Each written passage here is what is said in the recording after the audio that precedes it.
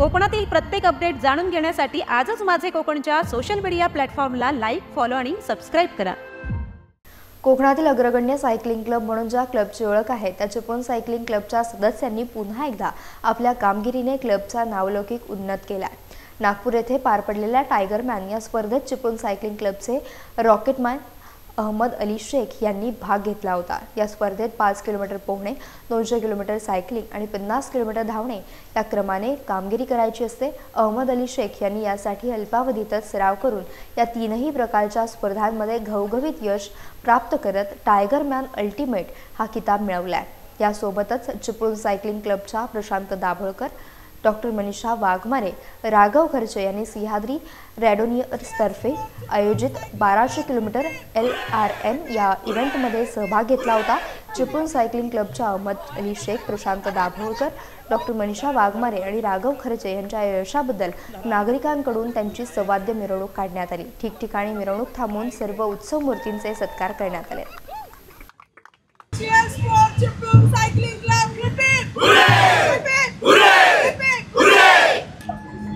वेडात वीर दौडले सात अशा प्रकारचे शिवाजी महाराजांचे मावळे होते आणि आज प्रत्येक क्षेत्रामध्ये असे वेगवेगळे प्रकारचा ध्येय, वेगवेगळे प्रकारची स्वप्न बाळगणारी मावळे आता महाराष्ट्रामध्ये पाहायला मिळतात। चिपळूणमध्ये सायकलिंगचं वेड असणारे मावळे आपल्यासोबत आहेत। चिपळूण सायकलिंग क्लबचे सदस्य आहेत अहमद अली शेख, ज्यांनी एक फार मोठी कामगिरी केलेली आहे। कामगिरी आहे 5 किलोमीटर स्विमिंग, रनिंग आणि सायकलिंग। आपण त्यांच्याकडे जाणून घेऊया। अहमद शेख, तुमचं मनापासून स्वागत आहे। लागोपाठ तुम्ही एका पाठोपाठ एक विक्रम करताय, काय सांगाल? ही जी तुमची स्पर्धा होती 5 किलोमीटर स्विमिंगची आणि त्याच्यानंतर रनिंग आणि सायकलिंगची, ती कशी होती?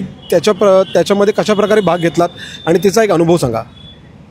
अनुभव सांगायचं म्हणजे मी एक दिवस असा मोबाईल बघताना बघितलं ते टायगरमॅनच्या स्पर्धा आहेत आणि ते कोल्हापूरला पण मी हाफ आयरमॅनसाठी गेलो होतो, तिथे त्यांचा बोर्ड लागला होता आणि ते बघितलं तर 5 किलोमीटर स्विमिंग आणि 200 सायकलिंग आणि 50 रनिंग।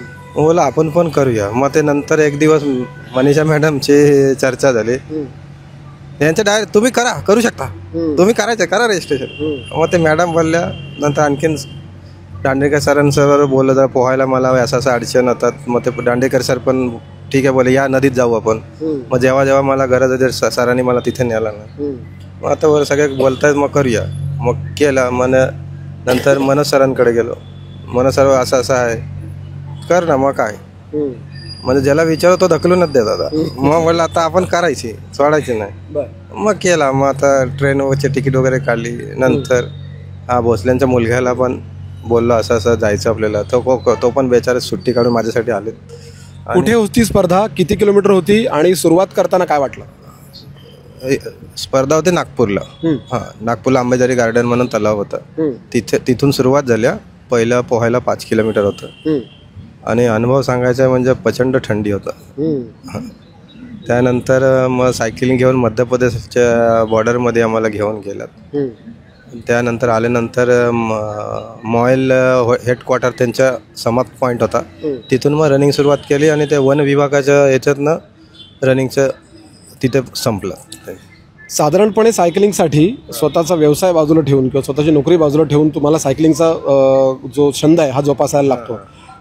तुमच्या तब्येतीकडे बघून असं वाटतं की तुम्ही फार जास्त हेल्थ कॉन्शियस आहात। किती वाजता सकाळी उठून तुम्हाला तुमचं व्यायाम आणि बाकी सगळं सुरू करावं लागतं?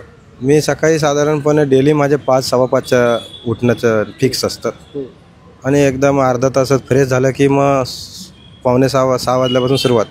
याच्या पूर्वी पण तुम्ही एव्हरेस्टचं काहीतरी एक टायटल मारलेलं होतं, ते नेमकं काय होतं आणि त्याचा अनुभव काय होता? ते एव्हरेस्ट म्हणजे एक 8,848 एलिव्हेशन असतात, म्हणजे मीटर उंच एलिव्हेशन असतं, ते पार करायचे असतात ॲट ए टाईम। ते मी 10,193चा केला होता, त्याच्यामध्ये माझ्या भारतात 19वा नंबर आहे। अभिनंदन तुमचं पुन्हा एकदा। डॉक्टर क्षेत्रामध्ये जो माणूस असतो, ती व्यक्ती फार जास्त बिझी असते। पेशंटची सेवा करणे, त्याच्यानंतर त्यांचा फॉलोअप घेणे आणि आपलं घर, ह्या सगळ्या रगाड्यामधून स्वतःसाठी वेळ काढणाऱ्या डॉक्टर मनीषा वाघमारे आहेत आपल्यासोबत।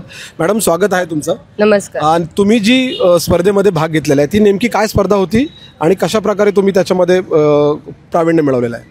सायकलिंग क्षेत्रामध्ये BRM म्हणून प्रकार एक असतो, ऑडॉक्स क्लब पॅरिस यांच्या अंडर, फ्रान्सच्या अंडर त्या सगळ्या येतात. BRM मध्ये 200 किलोमीटर, 300 किलोमीटर, 400 आणि 600 किलोमीटर झाल्यावरती SR ही तुम्हाला पदवी मिळते, सुपर रँडोनियर म्हणतात. तसं माझं ट्रिपल SR कंप्लीट झालं होतं. त्यानंतर पुढची स्टेप असते ती 1000 किलोमीटरची LRM आणि 1200 किलोमीटरची LRM. तर आत्ता मी 1200 किलोमीटरची LRM करून आले. सह्याद्री रँडोनियर्सतर्फे ही कंडक्ट केली होती आणि त्यामध्ये पहिलाच इव्हेंट हा आपला होता आणि चिपळूण सायकलिंग क्लबचे आम्ही 3 सदस्य त्यामध्ये पार्टिसिपेटेड होतो. टोटल 9 कॅन्डिडेट्स होते. लेडीज म्हटलं तर मी एकटीच होते आणि खूप छान पद्धतीने ती पार पडली. घरातून सपोर्ट लागतो किंवा आपल्या एक पार्टनरचा सपोर्ट लागतो. समपेशांमध्ये असलेले डॉक्टर तुम्हाला कशा प्रकारे सपोर्ट करतात? सरांचा भरपूर सपोर्ट मिळतो, कारण घरी सगळं हँडल करायला लागतं. मी नसते तेव्हा सायकलिंगला जाते किंवा रनिंग किंवा बाकीचे काही इव्हेंट असतील तर घर सांभाळणे आणि मुलाचं टिफिन आणि ते सगळं स्वतःच सगळं मॅनेज करतात. त्यामुळे तो फुल सपोर्ट घरातून आहे, मला काहीच प्रॉब्लेम नाही. लेडीज म्हणून सायकलिंग ह्या फील्डमध्ये असताना तुम्ही ह्याच्या आधी देखील चिपळूण सायकलिंग क्लबमध्ये मोठ्या मोठ्या स्पर्धांमध्ये भाग घेतलेला आहे. मुलींनी या फील्डमध्ये फिटनेससाठी किंवा सायकलिंगसाठी कशा प्रकारे वळायला पाहिजे, एक संदेश तुमच्याकडून? मुलींचं तसं म्हटलं तर प्रत्येक लेडीजला असं वाटतं की अरे आपल्याला वेळ मिळत नाही, संसारच हे आपलं सगळं आहे. त्या संसारात इतक्या रमलेल्या असतात की स्वतःकडे बघतच नाही. तर माझं सगळ्यांना असं म्हणणं आहे की स्वतःसाठी दिवसभरातला 1 तास तरी कमीत कमी तुम्ही काढा आणि तो आपण काढू शकतो.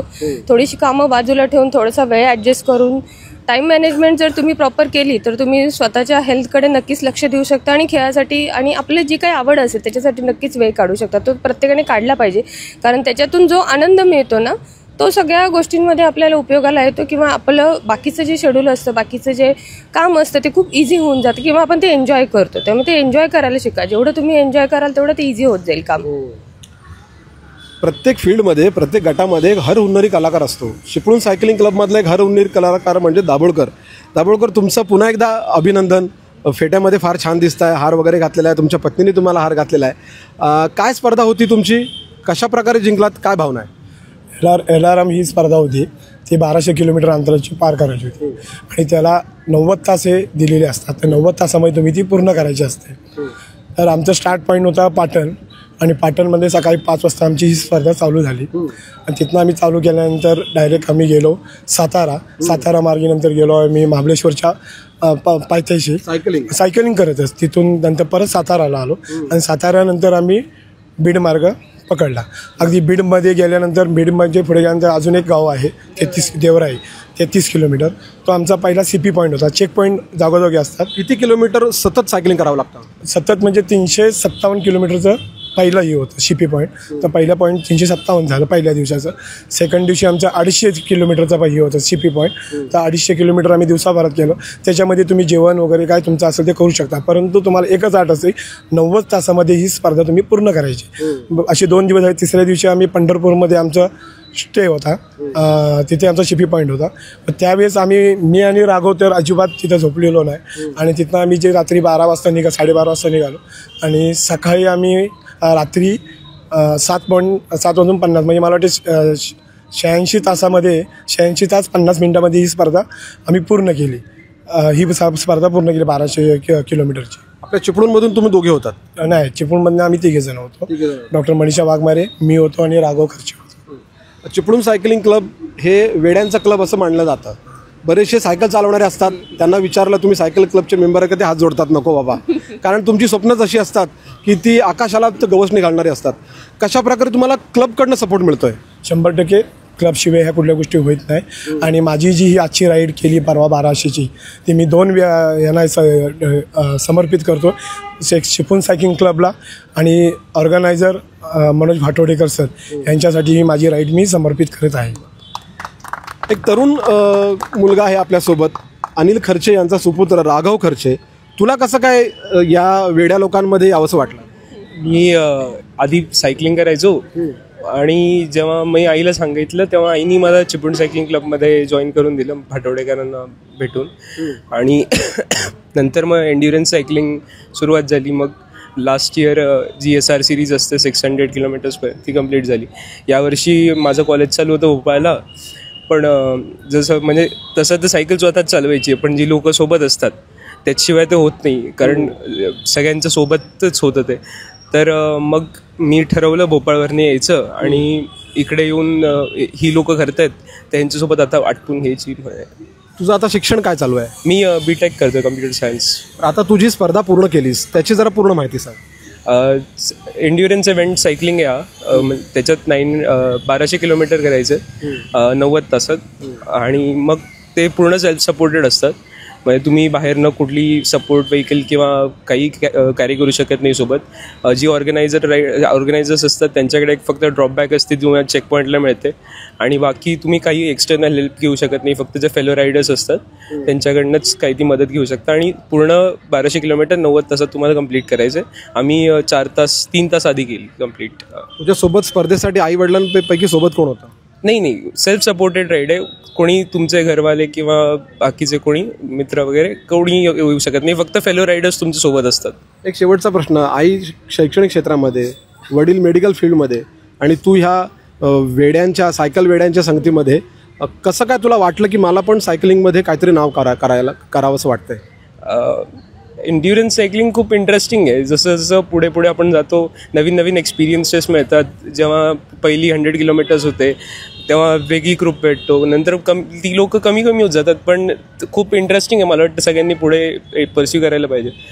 म्हणजे खरं एन्ड्युरन्स सायकलिंग खरंच इंटरेस्टिंग आहे. म्हणजे ते करायला पाहिजे. जाता जाता एक शेवटचा प्रश्न दाभोळकरांना. दाभोळकर, पूर्वीपासून सायकलिंगचे 2च प्रकार राहिलेले आहेत. एक आहे गरजेसाठी, एक आहे हौशेसाठी. जे गरजेसाठी सायकलिंग करतात त्यांचा भाग वेगळा असतो, पण तुम्ही आता हौशेसाठी सायकलिंग करता. तरुण मुलांसाठी काय संदेश द्याल? चिपळूणमधल्या किंवा माझे कोकणच्या जे प्रेक्षक आहेत त्यांना काय संदेश द्याल? सायकलिंग हे शरीरासाठी, फिटनेससाठी किती महत्त्वाचं? मी तरुणांसाठी एकच संदेश देईल की मोबाईलच्या नादातनं बाहेर पडा आणि सायकलीवर येऊन बसा. स्वतःचं फिटनेस राखा. कोणतेही डॉक्टर जरी माझ्या शेजारी उभे असतील तरी डॉक्टरकडे तुम्हाला जायची गरज लागणार नाही.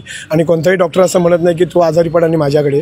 तर माझा एकच संदेश आहे की त्यांनी खरोखर सायकलिंग ग्रुपमध्ये यावे, जॉईन व्हावं आणि सायकलिंग करावे किंवा अन्य कोणत्याही खेळामध्ये त्यांनी जावं आणि आपली तब्येत चांगली राखावी. हाच माझा एक संदेश आहे. एकूण काय तर फिजिकल फिटनेस फार महत्त्वाचा आहे आणि या फिजिकल फिटनेसच्याच जीवावर तुम्ही मोठमोठे जे पैलू आहेत ते तुम्ही पार करू शकता. आज चिपळूण सायकलिंग क्लब स्थापन झाल्यापासून अनेक वर्षांमध्ये अनेक जे सायकलिस्ट आहेत हे पुढे जातात. पुढे गेल्यानंतर त्यांचं नाव लौकिक होतं. महाराष्ट्रभर, भारतभर, जगाच्या नकाशावर त्यांची नावं रेखाटली जातात आणि या रेखाटण्याचं काम जे कोण करतात त्यांचं माझं कोकणच्या वतीने हार्दिक अभिनंदन करूया. इथेच थांबूया. व्हिडिओ जर्नलिस्ट सनिया दडूसह महेंद्र कासेकर, माझं कोकण, चिपळूण.